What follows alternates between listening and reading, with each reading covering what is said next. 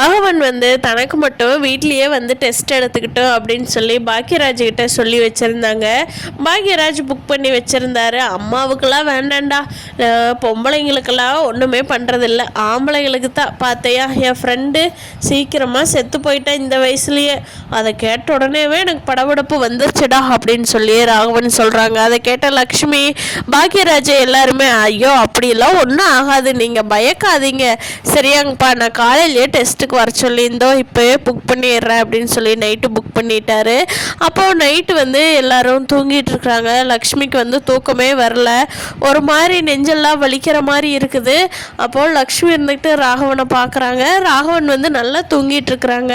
அப்போ லக்ஷ்மி எந்திரிச்சு தண்ணியெல்லாம் குடிச்சு பார்த்துட்டு இருந்து பார்க்குறாங்க. அப்போவும் ஒரு மாதிரி ரொம்ப வேர்க்குது, நெஞ்செல்லாம் வலிக்குது, ஒரு மாதிரி இருக்குது.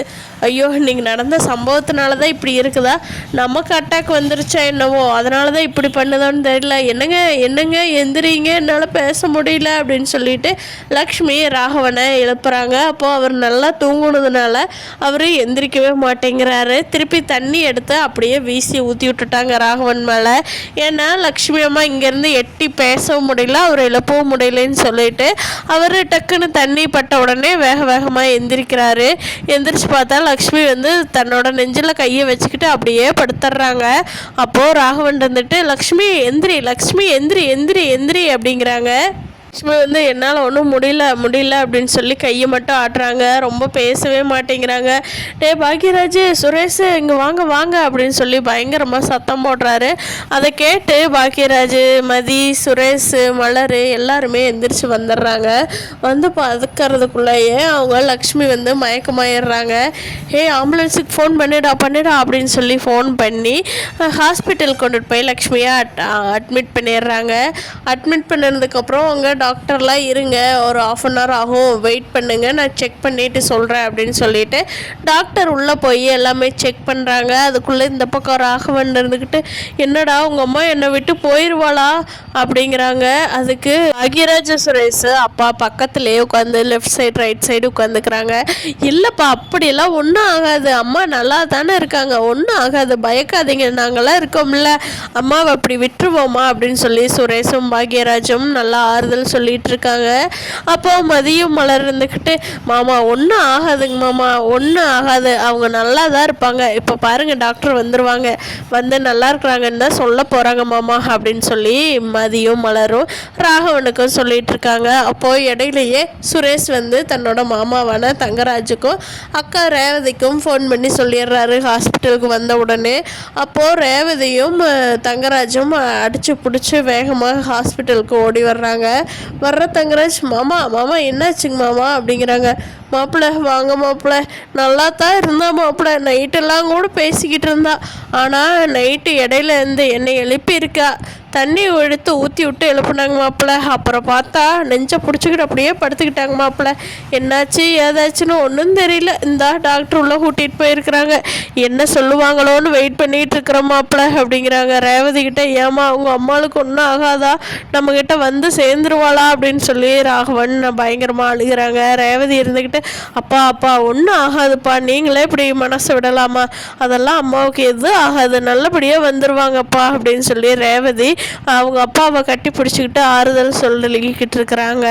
அப்போது டாக்டர் வந்து உள்ளேருந்து வர்றாங்க. இங்கே ராகவன்கிறது சார், நான் தாங்க சார் அப்படிங்கிறாங்க. சார் உங்கள் ஒய்ஃபு லக்ஷ்மிக்கு வந்து ஒன்றும் பெரிய பிரச்சனையெல்லாம் ஒன்றும் இல்லை, லைட்டாக மைல்டு அட்டாக் மாதிரி வந்திருக்கு, ஒரு ஆஞ்சியோலியாக அது சரியாயிடும், அதனால் நீங்கள் எதுவும் பயப்பட வேண்டாம், இன்னொரு 10 minutes இருந்ததுன்னா நீங்கள் போய் எல்லாரும் பார்க்கலாம் அப்படின்னு சொல்கிறாங்க. நன்றிங்க டாக்டர், ரொம்ப நன்றிங்க டாக்டர், வேற ஒன்றும் பயக்கிறதுக்கு இல்லையே அப்படின்னு சொல்லி ராகவன் பறக்கிறாங்க.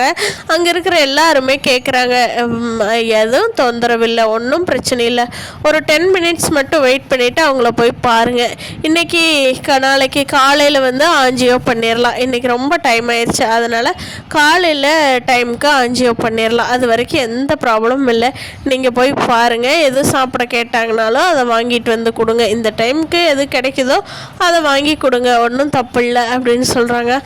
சரிங்க டாக்டர்னு சொல்லிவிட்டு எல்லாருமே போய் லக்ஷ்மியை பார்க்குறாங்க. லக்ஷ்மிக்கு நல்லா தான் பேசுகிறாங்க. ரேவதி நீ எப்போ வந்த ரேவதி அப்படிங்கிறாங்க. அதுவாம்மா இப்போ தாம்மா வந்து வெளியில் வெயிட் பண்ணிகிட்டு இருந்தோம்மா, உன்னை பார்க்கலான்னு சொன்னாங்களா, அதனால தாம்மா உள்ளே வந்தோம். ஏம்மா உனக்கு ஒன்றும் பண்ணலையா, நல்லா இருக்கா அப்படிங்கிறாங்க.